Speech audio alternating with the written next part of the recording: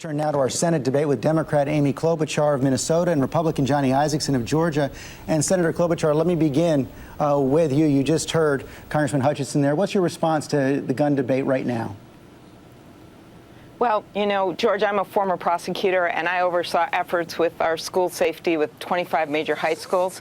And I have to say that this is part of the equation, that we have to look at this just as we look at all issues and see if there's other things we can do to help local communities with school safety. But we have to go beyond that because we know we can't have an armed guard at every doorway, at every classroom.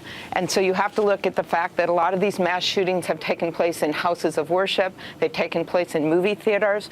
And so looking into the larger debate, as Senator Manchin and other more conservative senators who've been supported by the NRA in the past have pointed out, look at things like high-capacity magazines. Putting some limits on that could be part of the solution, but not the only solution. The background checks. My Republican sheriff was in to see me. We talked about the fact that 19 states have only submitted less than 100 records on mental illness, on criminal backgrounds. That's what we're talking about here, is looking at making sure we go after what seems to be the common thread through these mass shootings, which is people with severe mental illnesses getting hold of guns, and in some points assault weapons, guns that literally can shoot 3 to 11 bullets into one child, which is what we saw in Newton. And I will say, in what we saw in Newtown is one thing, but I also understand in my state, which is a state that loves our hunting and fishing, that we have to do this in a way that isn't going to take the guns out of the hands of our hunters, out of the hands of my uncle in his deer stand. And I don't think that's going to happen if we look at these common sense solutions. But we have an opportunity now to move forward and get all these ideas on the table. And as long as we move quickly, get the ideas together, we're going to have hearings in the Judiciary Committee. I think we have an opportunity to do something. Senator Isakson, are you willing to put those ideas on the table?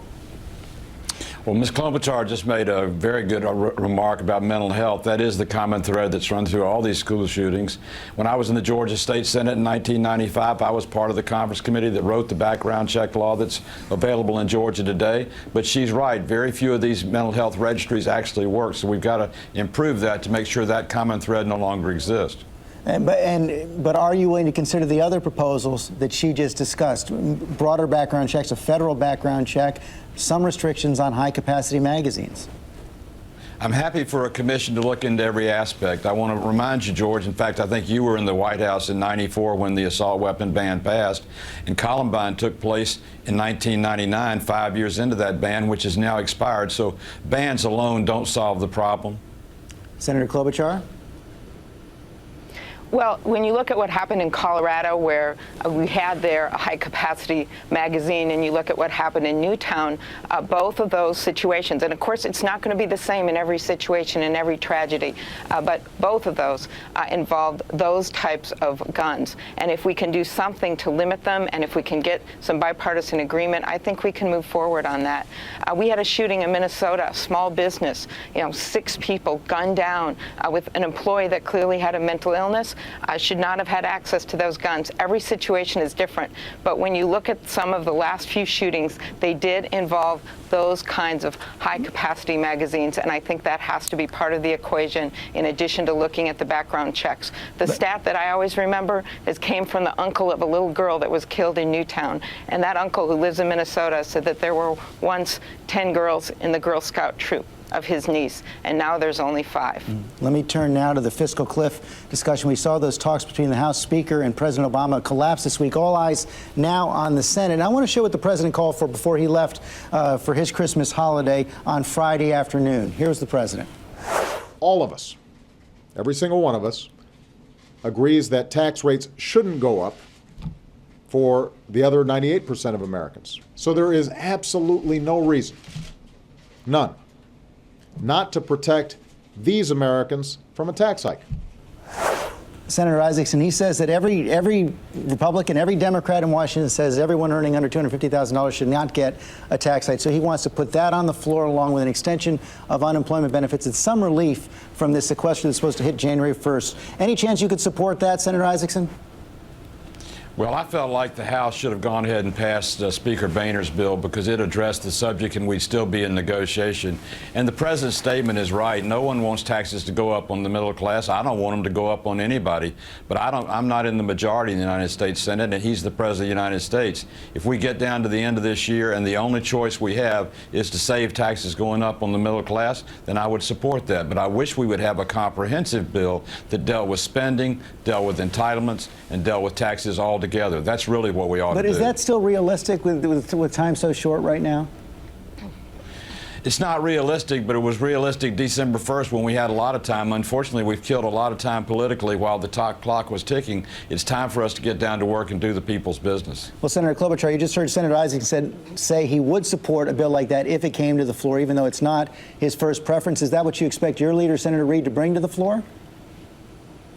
Well, we have already passed that in the Senate, as you know, George, for keeping the tax cuts in place for the middle class, people making under $250,000 a year. And as you know, if we go back to the Clinton levels for people making over $250,000, we literally save $1 trillion in 10 years. But I will say, Johnny Isakson is a guy I like a lot, and you can see his willingness to talk about things in the middle is what we need in Washington. And the main thing that needs to happen here is that Speaker Boehner and the House of Representatives have to come back to Washington. The Senate is coming back on December 27th. I think most members are used to spending that Christmas to New Year's at home in their home states. It is time to get back to the table. And I hope if anyone sees these representatives from the House in line shopping or getting their Christmas turkey, they wish them a Merry Christmas, they're civil, and then they say, go back to the table, not your own table, the table in Washington, because middle-class people shouldn't have their taxes go up an average of $2,000 a year. And we also should start making some meaningful reform on the debt. And I would love to see a bigger deal. I'd like nothing more, and there's always miracles. It's Christmas, miracle on 34th Street. It might take a miracle to get that. On Pennsylvania Avenue. That might take a miracle. But Senator Isakson, you've been pretty confident all year long that this fiscal cliff we wouldn't go off the cliff. The taxes would not go up on everyone. The sequester would not kick in. Do you still have that confidence, or do you think it's a greater possibility right now? I sold houses for 33 years, George. I'm an eternal optimist, but time is running out. And the truth of the matter is, if we do fall off the cliff after the president's inaugurated, he'll come back, propose just what he proposed yesterday in leaving Washington, and we'll end up adopting it. But why should we put the markets in such turmoil and the people in such misunderstanding or lack of confidence? Why don't we go ahead and act now? Okay, so it sounds like both senators want some action there. Finally, on the president's national security team, and I want to start with you, Senator Isakson, because you are on the Senate Foreign Relations Committee. Senator Kerry, the president's pick for Secretary of State. But several of your colleagues have raised questions about the possibility of Chuck Hagel, your former colleague from Nebraska, being Secretary of Defense. John Cornyn has said he would oppose that nomination because of Senator Hagel's views on Israel and other issues. Would you have any problem with that nomination of Senator Hagel, or for that matter, Senator Kerry?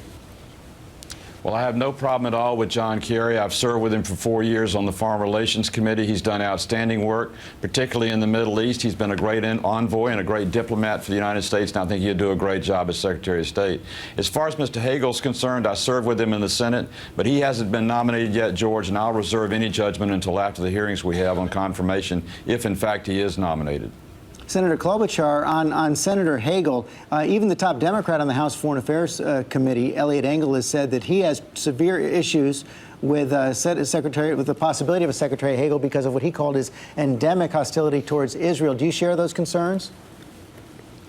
Well, again, I would to see what happens through these hearings. I intersected a brief period of time with Senator Hagel. He has a lot of respect. Let's see who the president nominates. And I did want to say John Kerry awarded the Purple Heart in Vietnam, someone who has led the Foreign Relations Committee, someone who has shown the ability to get tough things done like the nuclear arms treaty a few years back, really will follow in the footsteps of a superb Secretary of State, Hillary Clinton. And the president has put together in the past a very good national security team. I'm sure he'll do so again. Senators, thanks very much for your time this morning. Have a great holiday. Good luck solving this problem when you come back on Thursday. Well, we'll Merry see you Christmas, back George. in Washington soon. Okay. Merry Christmas, Johnny.